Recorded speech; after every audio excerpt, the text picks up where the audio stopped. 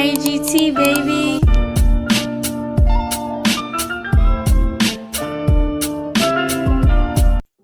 What's cracking, y'all? It's your boy Junior Mafia coming back to you with another video. So we gotta talk about what happened on Monday Night Raw, and my God, did they deliver!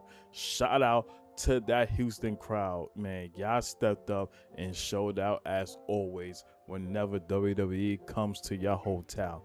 So definitely have to acknowledge y'all with that, man, and give y'all so much praise because that was outstanding, and everything that happened on the show as well was good. Definitely some things we'll have to unpack, so I don't want to waste no time. Without further ado, let's get right into it. So we had CM Punk, who was kicking off the show, who didn't waste no time. Music hits, and he walked with a sense of urgency. He gets into the ring, grabs the mic, and sits Indian style. And, you know, he was just giving love to Houston, calling it a wrestling town and its history and all that too. So it was dope that he's able to bring up, you know, the history of wrestling in that state and how much it meant a lot, especially carrying over to WWE as well. So I'm glad he was able to acknowledge that point. So once he had that clear, this is when things started to really pick up. So he brings up how 2 weeks ago how Roman and him needed help with his cousins to pack Punk up and send him through an announce table and all that stuff. But last week when they was in Madison Square Garden, how he got his get back on Roman and even sent him through the announce table and all, and even mentioned about, you know, Roman here, even though if I packed him up and crippled his ass, he still didn't show up. So, you know, the crowd was booing and all that stuff. So at this point, he was saying that Roman told me he hates me. Good. I'm glad he hates me. And brings up about there's some things that I hate about Roman. And at that moment then, he took his jacket off. This is when you know shit was about to go left. So he has the mic and he proceeds to say that me and Roman, we're both different. He says when it comes down to it, and reference like, you know, tools and all that. He said for me, it's like I'm the sharper tool of them all. You know, I'm self-made and all that. I stick to my morals and, you know, have my beliefs of, you know, when it comes down to professional wrestling. And if things, you know, feel like it's different from me, then I'll pivot another direction and stand his ground on all that. And he talked about Roman Reigns calling him plastic and how, you know, when it comes to TKO, they bring his boring ass on Jimmy Fallon's show and all that stuff, and how he's protected and all those things. And CM Punk, you know, says that he's the most dangerous at all because you never know what he said or what he would do and all that, because, you know, he don't answer to anybody. Then he brings up about, you know, even for me, like I could be doing less television shows or movies and all that, and I would still show up. But when it comes down to you use, you know, you going on TV shows and all that as a crutch to not show up to Monday Night Raw and all that stuff. So he was definitely, you know, bringing in some major points on that too. And it brings up that even when he do show up to Raw, you know, he does not show up on time. He showed up there late and all that and quickly try to get up out of there. And then he walking around the back, puffing his chest out like he's The Rock, and brings up with The Rock saying that, you know, The Rock was good in Hollywood. Keywords he used was good in Hollywood. Don't feel like he is at all, and even compare that to Roman and him when it comes down to being champion. He's not that anymore, and brings up about, you know, it ain't fantasy, you know, this is reality. And it's not cinema.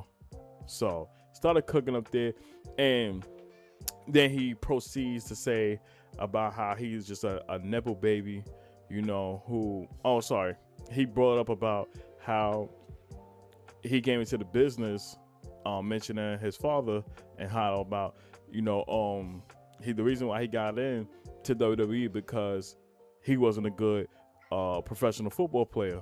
So you seen how he was just throwing jabs and all that stuff, and this when the pipe bomb really started to really rev up a whole lot.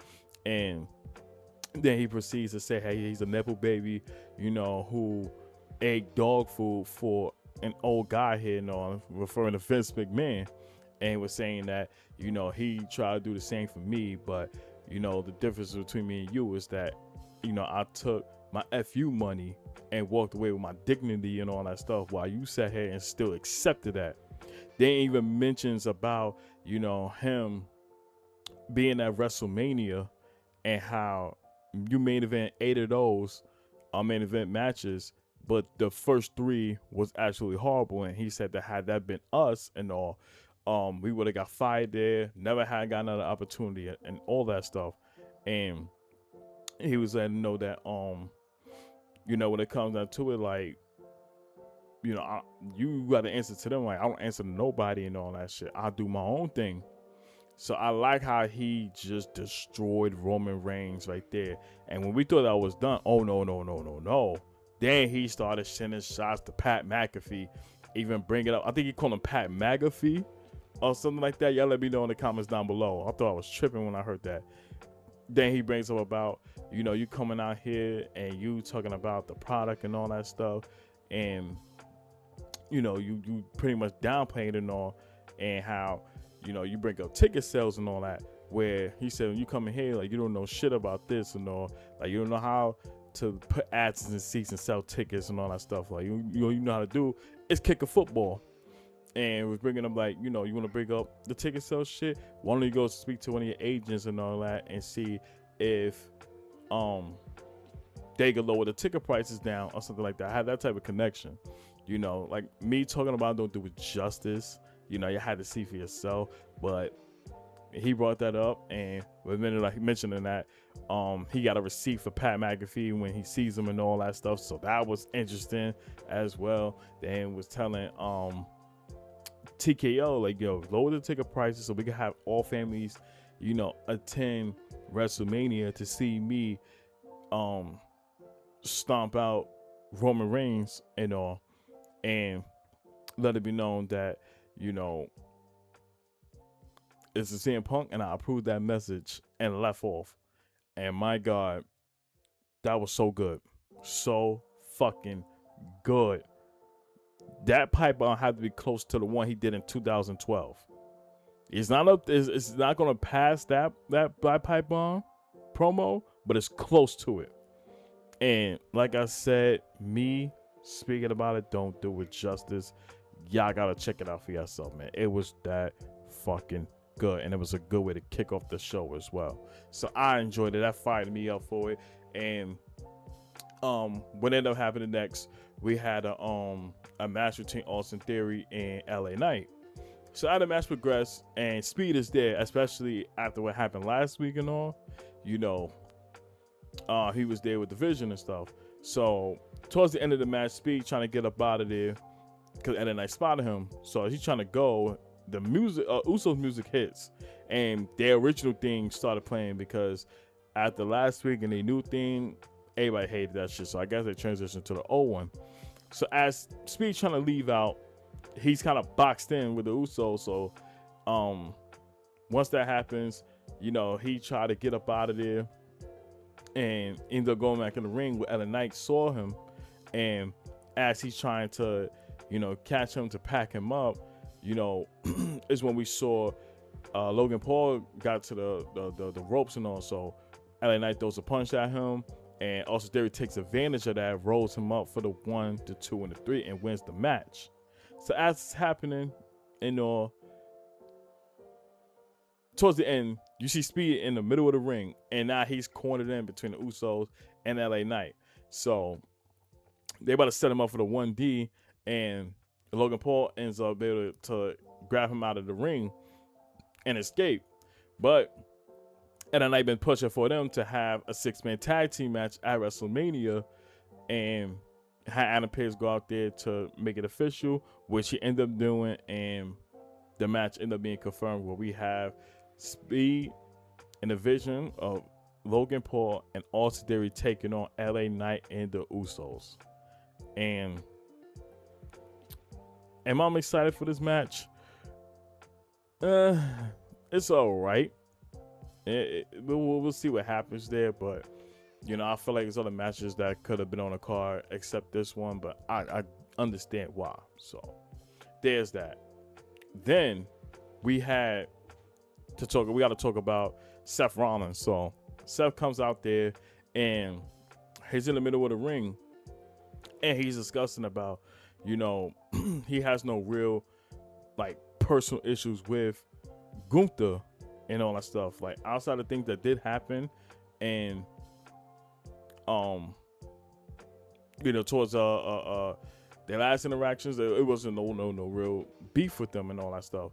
But he made it crystal clear what his main missions were, and that was to get back his World Heavyweight Championship and to kill Division, put it to rest. He started talking about, with Braun Breaker being on the show, Bronson Reed being on the show, and how he fed Brock Lesnar to Obafemi and all, and that kind of left Paul Heyman vulnerable. So he's saying all that. He's saying all that stuff, and out of nowhere, you see Gunther. He sneaks up on Seth Rollins, try to lock in a sleeper hold on him, but Seth able to counter, try to lock in a sleeper hold with him. Then you see Gunther get out of it, and you see Seth trying to hit it with a curse stomp, but he better get out of it too. So he ends up escaping.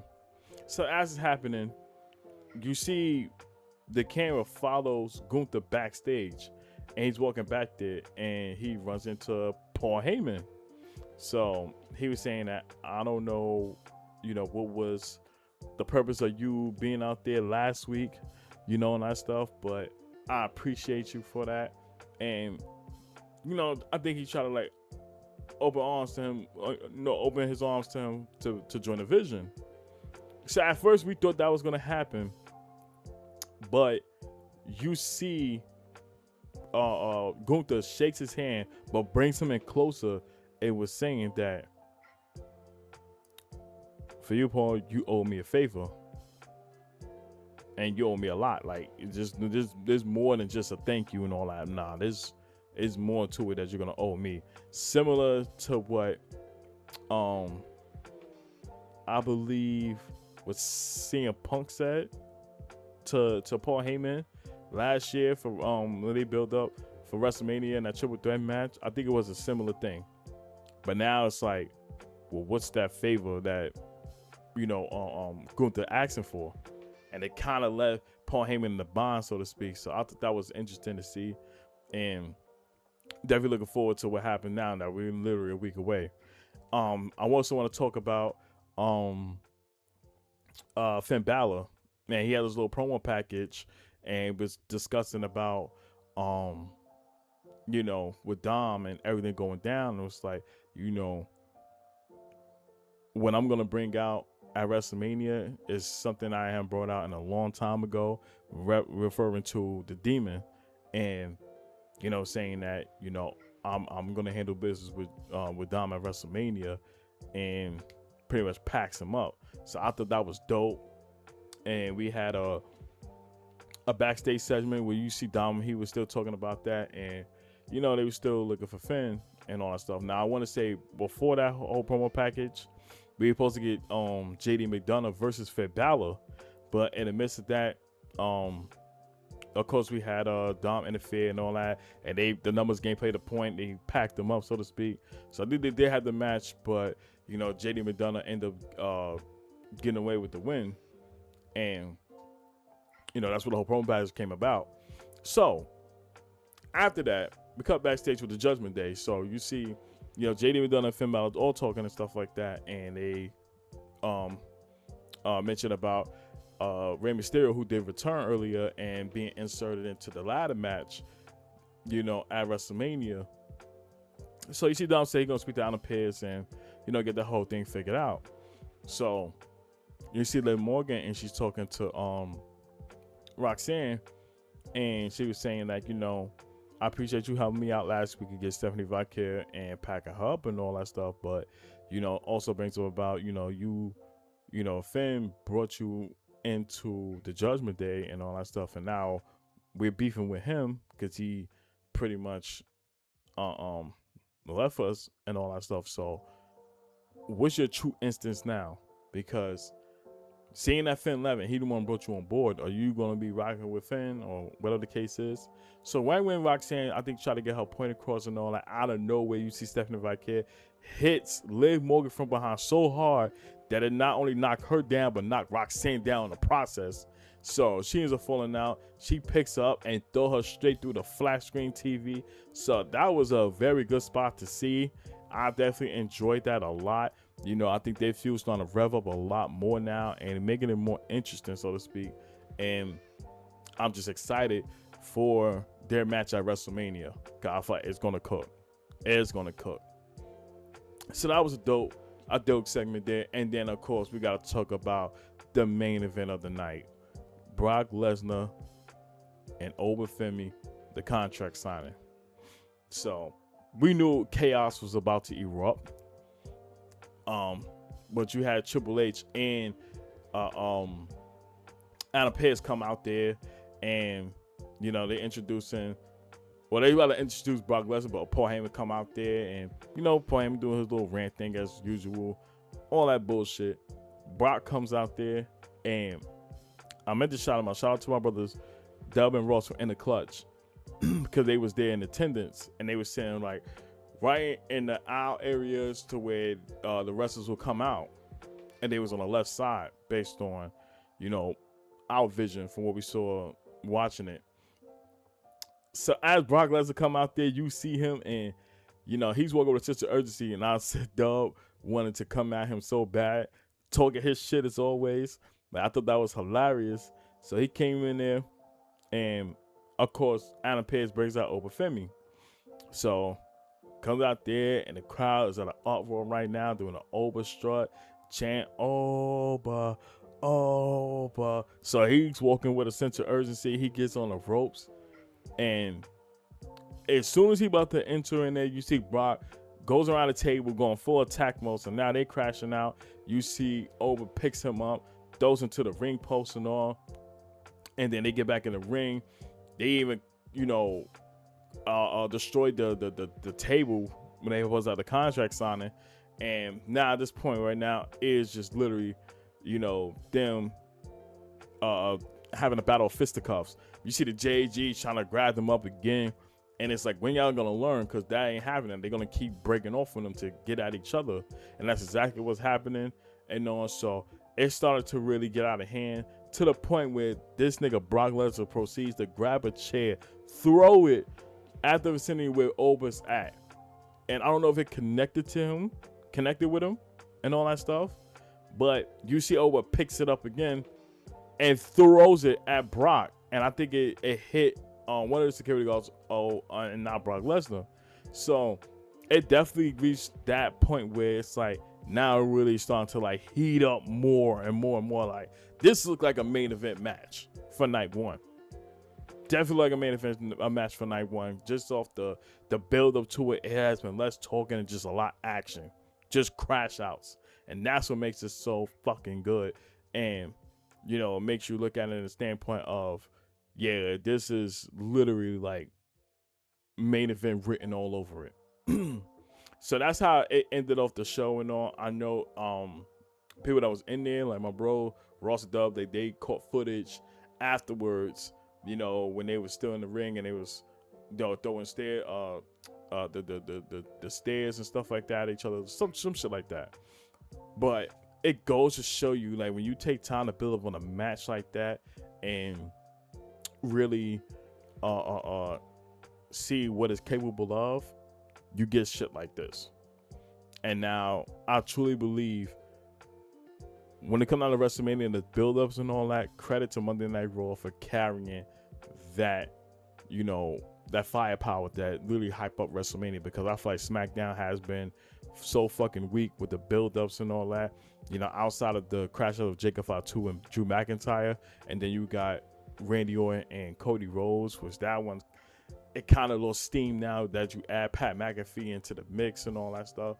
So it's just literally been horrific. And Monday Night Raw literally carried this whole entire build-up for WrestleMania. So if I gotta be honest with you, if I feel like a match can be able to main event night one, I truly believe that's going to be over Finn and Brock Lesnar until they prove to me, and I'm talking about Cody and Randy, that is worthy enough to be main event and all that stuff. I don't envision a circumstance that happens. So we'll see what go down. They supposed to reveal how, what match is going to go down for night 1, night 2 tomorrow. So we'll see what happens. But overall, definitely a dope Monday Night Raw. If I had to give it a rating, I'll definitely give it a 9 out of 10. Definitely enjoyed it for what it was. Comment down below. Let me know what was your favorite part of the show and all that. Are you even more excited, for WrestleMania now, especially how the build-up's been going on for Monday Night Raw, and makes it more interesting. So I definitely want to know how y'all feel in the comments down below. But I appreciate y'all love and support. Roll to 250 subscribers. Continue to keep God first. Trust the process of anything that you do in life. Your time will come. And I'm going to catch y'all on the next video. Peace. Game over, yeah!